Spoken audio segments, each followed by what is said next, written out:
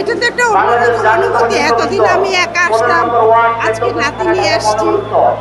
এটা অনুভূতিটা তো ভাষায় প্রকাশ করার মতো না। ২১ তো আমাদেরও প্রজন্মের আগে, সেই প্রজন্ম আমাদেরকে ছড়িয়ে দিয়েছে, আমরা পরবর্তী প্রজন্মকে দিচ্ছি। এটা আসলে একটা পরম্পরা, এটা চলবে। মাতৃভাষাটাকে ছোট করে অন্য ভাষার দিকে ঝুঁকে যাচ্ছে, এটা এটার পিছনে আসলে যেটা যারা ঝুঁকে যাচ্ছে, আমি শুধুমাত্র তাদেরকেই দোষী করব না।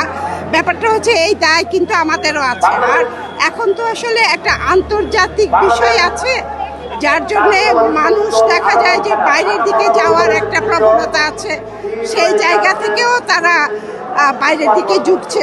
তবে মাতৃভাষার উপরে তার কিছু হয় না, মাতৃভাষা মাতৃভাষাই, যত ভাষাই শিখি না কেন।